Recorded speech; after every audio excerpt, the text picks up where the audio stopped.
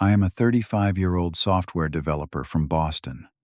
Growing up, my older brother Jackson always competed with me for everything. What he could not win at, he would try to take from me. I never thought he would go as far as destroying my marriage. Amanda was my everything until I found out about their affair and her pregnancy. Just when I thought things could not get worse, our parents died, disowned Jackson, and left me their entire $2 million inheritance. Now Jackson is desperate and begging for my help. Before I tell you how I handled my brother begging for help after destroying my life, let me know where you are watching from in the comments, and hit subscribe if you want more stories about family betrayal and finding strength again. When I think back to my childhood in suburban Massachusetts, I can see the warning signs that I chose to ignore. Jackson was 3 years older, which seemed like a lifetime when we were kids. Our parents were good people, but perpetually busy with demanding careers. Dad ran his medical practice while Mom worked 60-hour weeks at her law firm. They provided well for us materially, but it meant Jackson and I spent a lot of time figuring things out between ourselves. Early on, Jackson displayed occasional moments of protectiveness toward his little brother. When neighborhood bullies targeted me in second grade, he stepped in and scared them off. But those protective instincts were gradually overshadowed by an intense competitive streak. Anything I had, he wanted. Anything I achieved, he needed to top or tear down. The science fair incident still sticks in my mind. I was 8 years old and had spent weeks building a model volcano that actually worked. The night before the fair, I found it shattered on the floor. Jackson claimed he had tripped and fallen into my desk. Our parents' side helped me salvage what we could and told me these things happen in households with active boys. I won third place with my damaged project. Jackson never congratulated me, and I caught him rolling his eyes when our parents put my ribbon on the fridge. This pattern continued throughout our childhood.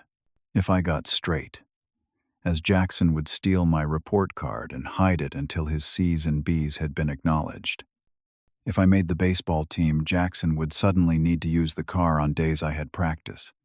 He became masterful at sabotage, without looking overtly malicious. High school intensified everything. I focused on academics and technology, finding my passion in computer programming. Jackson struggled to find direction, bouncing between sports teams and social groups, excelling at neither.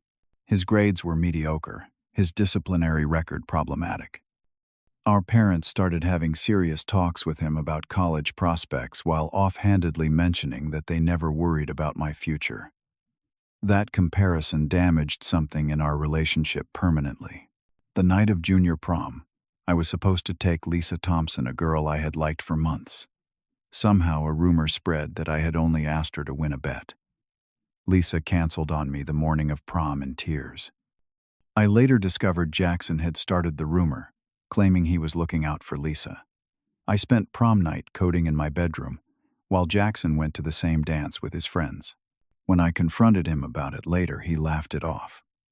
Mom and Dad dismissed it as typical sibling rivalry, just boys being boys. They never saw how his eyes hardened when they looked away. I hoped college would create the distance we needed. I earned a scholarship to MIT for computer science and moved into the dorms. Jackson attempted community college, then transferred to a state university, then a technical institute. He never completed a degree, always finding reasons why each school was unfair or not the right fit. Meanwhile, I thrived. College challenged me in all the right ways. I secured internships each summer, building connections that would eventually land me a position at a rising tech company. By 23, I had purchased my first apartment, a small but modern one-bedroom near the Innovation District. That should have been enough separation to heal our relationship. It might have been if Jackson had found his own path. Instead, one rainy Tuesday night, he showed up at my door with 2 duffel bags. His latest roommate had kicked him out. He just needed a place to crash for a week or two. I had a comfortable couch, and our parents had called ahead, asking me to help my brother out just one more time. 1 week turned into 3 months. Jackson helped himself to my food, my clothes, even my car without asking. Money disappeared from my wallet. Friends stopped coming over. Female friends especially felt uncomfortable around his overly familiar comments and lingering gaze. I was about to tell him he needed to leave when I met Amanda. She worked in the marketing department of my company. We met at the annual holiday party where I normally would have made a brief appearance before slipping away early, but something made me stay that night. Amanda was intelligent, ambitious, and had a laugh that lit up something inside me. Our connection was immediate and intense. Within weeks, we were spending every free moment together. After 8 months, I proposed during a weekend trip to Cape Cod. She said yes before I could even finish asking. Jackson attended our engagement party, showing up late and drinking too much champagne. Several times I noticed him cornering Amanda, standing too close as he talked. She politely extracted herself each time, but I felt a familiar unease watching my brother orbit my fiancée. Amanda dismissed my concerns. She thought Jackson was lonely and trying too hard to be charming. She felt sorry for him. That compassion was one of the things I loved about her, but I wish she could see what I saw when Jackson switched on his charm. Our wedding day arrived, beautiful despite Jackson giving an inappropriate best man speech that included references to Amanda being too good for me. I chose to focus on the positive. My brother was still in my life, and I was marrying the woman I loved. I thought perhaps marriage would mark a new chapter, give us distance from the past. The first year was everything I had hoped for. Amanda and I established our routines, took weekend trips, and began talking about starting a family. We saved aggressively and purchased a small house in a good neighborhood with a spare bedroom we planned to convert into a nursery someday. That spare bedroom became our undoing. 2 years into our marriage, Jackson lost another job. This time, he had been caught flirting with his boss wife at a company event. Our parents called me directly, asking if I could help Jackson out one more time, just until he landed on his feet. Amanda, still seeing the best in everyone, agreed we should offer him our spare room for 2 weeks. Her only stipulation was that he would actively look for work. I reluctantly agreed, hoping this time would be different. The first few days seemed promising.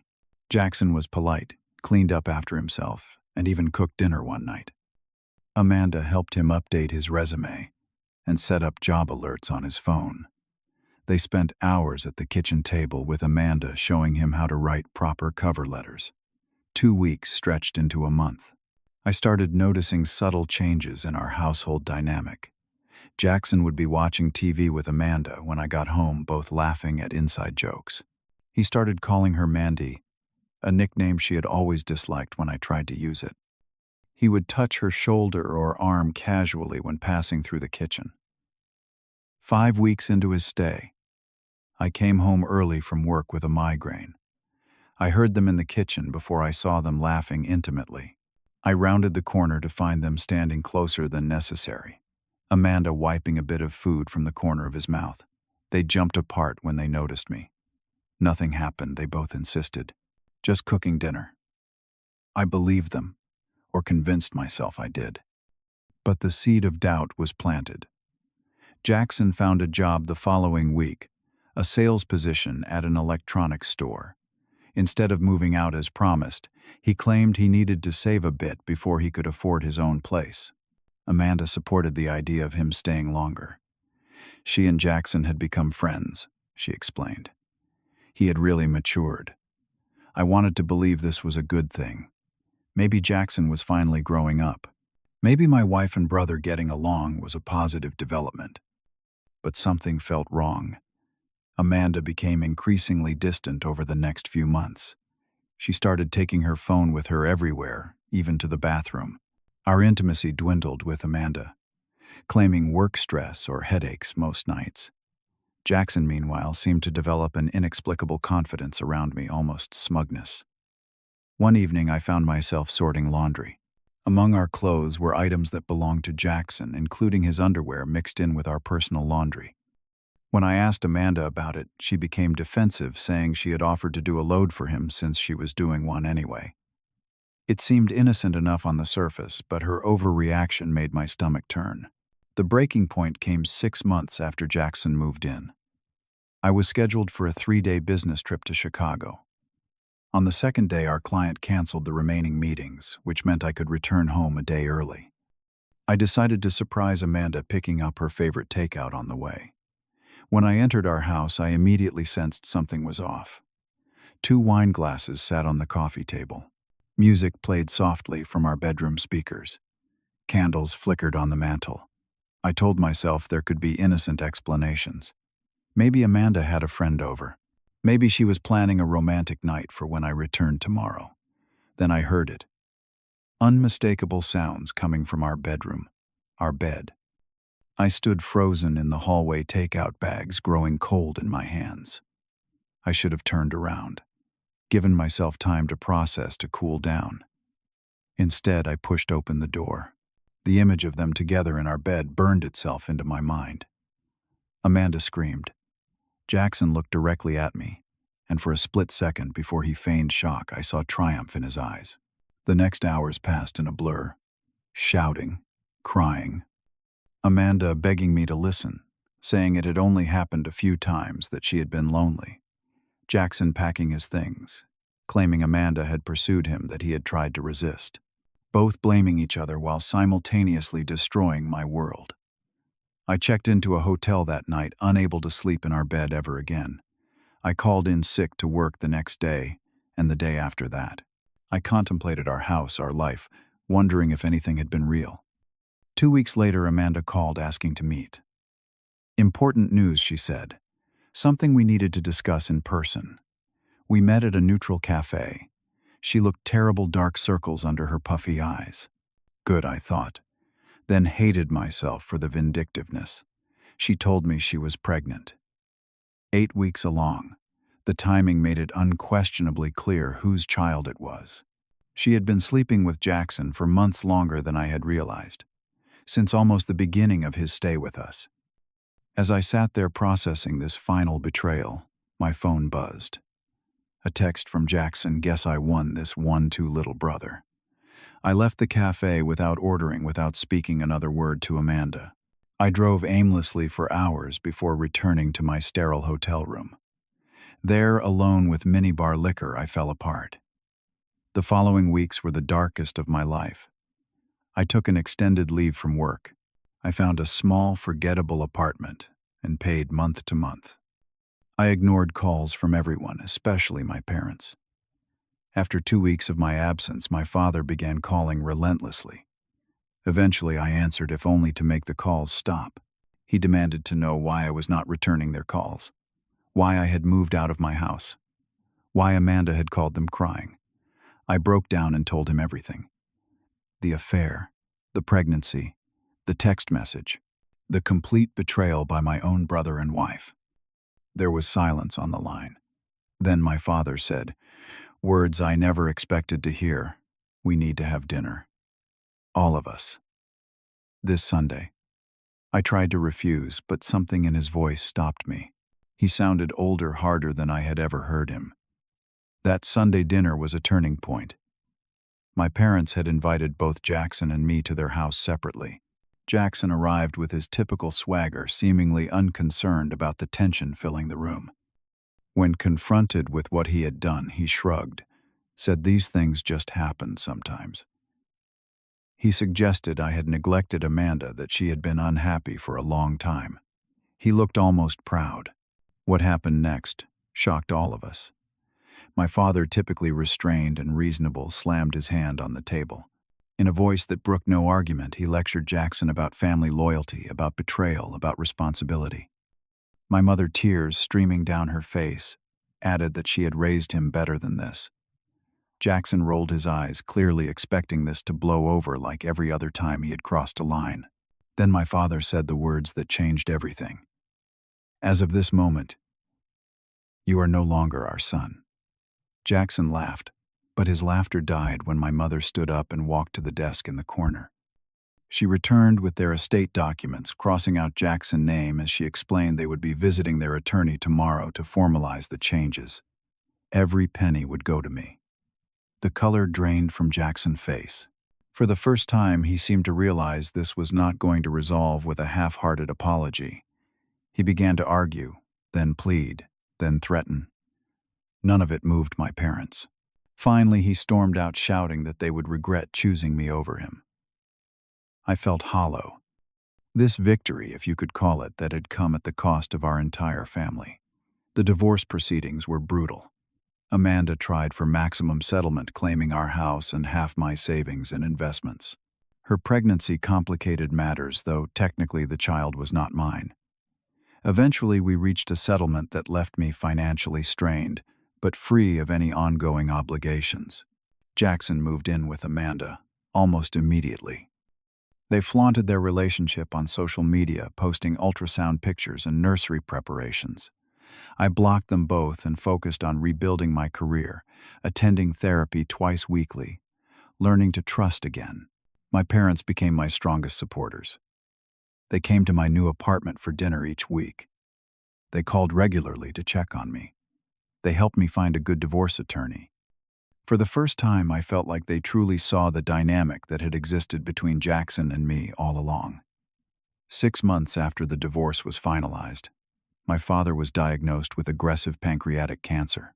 3 weeks later, while caring for him, my mother suffered a severe stroke. I took an extended leave from work to care for them both, moving temporarily into my childhood home. I reached out to Jackson, believing our parents' illness should transcend our conflict. He never visited. Neither did Amanda, now heavily pregnant. My messages went unanswered or received brief, dismissive replies. My father passed away peacefully at home with my mother and me at his side. My mother, weakened by her stroke and heartbroken, followed him just 2 weeks later. Jackson appeared briefly at the funeral, standing at the back of the church, leaving before I could approach him. 2 weeks after the funeral, we gathered in the office of my parents' attorney for the reading of the will. Jackson attended, finally responding to my messages. He sat across from me, confident that grief would have softened our parents' resolve. The attorney read the will methodically. The family home, all investment accounts, insurance policies, and personal possessions totaling just over $2 million were left solely to me, Basil Andrew Cooper. Jackson's name was not mentioned once. Jackson exploded, threatening to contest the will, claiming undue influence. The attorney calmly explained that our parents had formally disowned Jackson with proper legal documentation months before, including a detailed letter explaining their reasons. The will would stand. As Jackson stormed out, I felt no triumph, only exhaustion and a strange conflicted grief for what our family had become. In the months that followed, I focused on healing. I sold our parents' house, unable to live with the memories it contained. I used part of the inheritance to start my own software company, something I had always dreamed of doing. I relocated to Seattle, needing physical distance from the places that held so much pain. My business thrived partly due to the connections I had built over years in the industry, partly due to the desperate energy I poured into work rather than facing my emotions. But eventually the strategy paid off in unexpected ways. I found purpose in creating something meaningful. I developed new friendships with colleagues who knew nothing of my past. 18 months after moving to Seattle, I received an email from Jackson. The subject line read simply, "I need your help." Amanda had left him for a coworker at her office, taking most of their joint savings. Jackson was struggling to make rent and child support payments. He faced eviction from his apartment. The email included what appeared to be an apology, though it focused more on his current hardships than on genuine remorse for his actions. He needed $50,000 to get back on his feet. He was my brother, after all. Blood was thicker than water. He knew our parents would have wanted me to help him. My first instinct was savage satisfaction. Let him suffer the consequences of his choices. Delete the email and block him permanently. But something stopped me. Not obligation or family duty, but a question about who I wanted to be moving forward. I discussed the situation with my therapist, who helped me explore the difference between helping from unhealthy obligation and choosing to help from a place of strength and clear boundaries. That weekend, I visited my parents' graves in the Boston cemetery. Sitting between their headstones, I asked myself what values they had truly tried to instill in us beneath the surface dynamics that had played out so destructively. I realized that simply sending money would repeat our old pattern. It would solve nothing. But completely cutting him off felt equally wrong, especially knowing there was an innocent child involved, my nephew or niece, whom I had never met. After careful consideration, I wrote back to Jackson. I would meet him when I next visited Boston on business in 3 weeks' time. We met at a neutral coffee shop. Jackson looked terrible thinner and more haggard than I had ever seen him. He immediately launched into his practice speech about his desperate circumstances and our family obligation. I listened quietly until he finished. Then I laid out my terms. I would not give him cash directly. Instead, I would establish a trust fund for his child, ensuring their education and basic needs would always be met. I would also set up a structured financial assistance program for Jackson with oversight from a financial advisor who would report to me monthly. There would be no blank checks, no cash handouts. The support came with strict conditions: therapy, regular employment, parenting classes, and sobriety monitoring. At the first sign of manipulation or dishonesty, the arrangement would end. Jackson initially balked at these terms, his sense of entitlement briefly overriding his desperation. But as the reality of his situation sank in, I saw something I had rarely witnessed in my brother: genuine humility. He agreed to everything. Over the following 6 months, our arrangement evolved into something unexpected. Jackson actually attended therapy. He secured and maintained employment. He stayed sober. The financial advisor reported improvement in his decision-making. 3 months into the arrangement, I met my nephew Thomas for the first time. Holding him was a complex emotional experience, seeing traces of our family features in his innocent face. He was not responsible for the circumstances of his creation, and I found myself genuinely wanting the best for him. I began dating again, cautiously. Stephanie, a software engineer I met through a mutual friend, understood my trust issues and moved at a pace that felt safe. We built something genuine, based on honesty and clear communication. Jackson and I will never have the close brotherly relationship some siblings enjoy. Too much damage has been done, but we have found a way forward that includes clear boundaries and expectations. I have forgiven him, not because he deserves it, but because carrying that anger was destroying me from within. The $2 million inheritance from our parents turned out to be both a burden and a blessing. It forced difficult conversations about worth, responsibility, and family. It revealed character and catalyzed change. Money can solve practical problems, but the deeper issues require internal work no amount of wealth can purchase. I learned that true family is not just about blood, but about respect and mutual support, that forgiveness is a gift you give yourself more than others, that breaking toxic cycles requires conscious choice and constant vigilance. Would you have made the same decisions in my position? Could you have found a middle path between cutting off your brother entirely and enabling destructive behavior? Share your thoughts in the comments below. If this story resonated with you, please like and subscribe for more reflections on family betrayal and finding your way back to wholeness. Thank you for listening to my journey, and I wish you wisdom and strength in navigating your own family dynamics.